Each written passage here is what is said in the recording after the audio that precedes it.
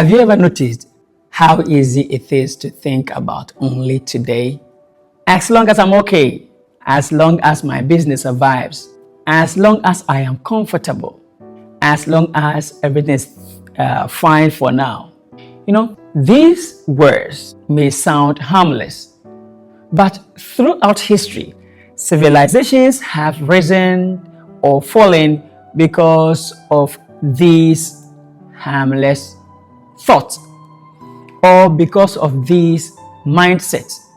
In 2 Kings 20 verse 19, when you read the Bible, and again, if you are not a believer, take this as a history lesson. But if you are a believer, you know that in 2 Kings 20 verse 19, in 2 Kings 20 particularly, some envoys from Babylon came to visit King Hezekiah, and he showed him everything in his house or in his kingdom. And Prophet Isaiah came and then asked him, "What did you show him?" He said, "I showed him everything in my kingdom." And then Prophet Isaiah gave a prophecy about what was going to happen. Prophet Isaiah said, "Some of your own very sons will be taken away into exile. They will become eunuchs who will serve in the palace of Babylon's king."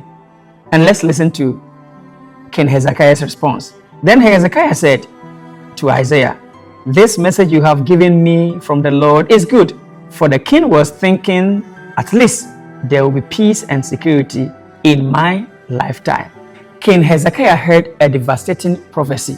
The consequences of his actions would not be on him, but on future generations.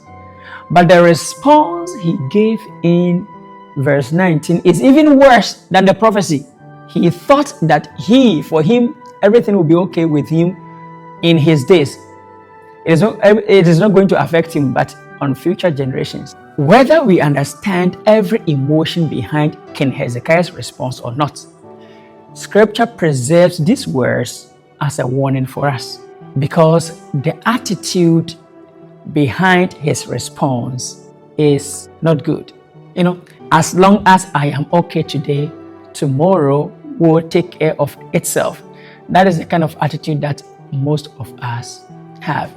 The attitude hidden behind his response is not good. And if we are honest, that same attitude hides or lives in most of us.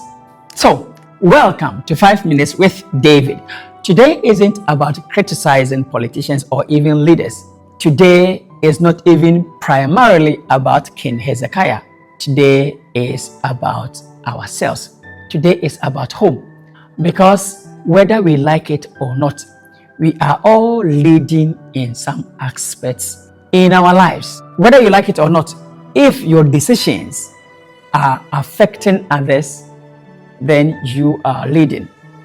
As Dr. John C. Maxwell always says and always emphasizes, that leadership is influence. If your decisions affect someone, you are leading. If you are a parent, you are leading. A business employee, you are leading. A business owner, you are leading. If you are a student, you are also leading. A pastor is also leading.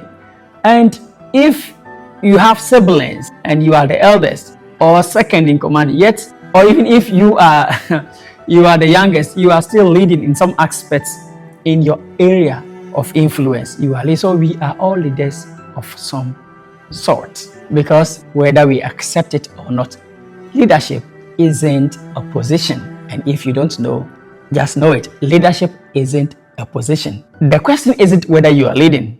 The question is, what kind of future is your decision creating? Once again, welcome to 5 Minutes with David.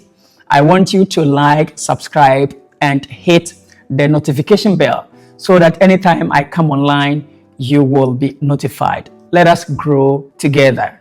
So, one of the greatest tests of wisdom is this: can you care about the future you may not even enjoy? Foolishness asks, what can I gain from this? What can I earn from this? What is this? What is in for me? What is best for me? But wisdom says, who comes after me. Some people plant trees whose shade they will never have the privilege to enjoy, but they do it anyways. You know, let me share a story with you, right? I once traveled to a city in China, in Zhengzhou, and it was summer, and summer days are very hot in those regions. But luckily for me, I was walking on the pavement where trees were planted, whose shade I enjoyed. It gave me respite from my troubles. You know, builders lay foundations that will disappear beneath the walls, but they lay them anyway. Good parents sacrifice for their children, whose sacrifices even the children may not fully understand or appreciate, but they do sacrifice anyway. That is wisdom. This is 5 minutes with David. Think deeply, live wisely, and grow faithfully.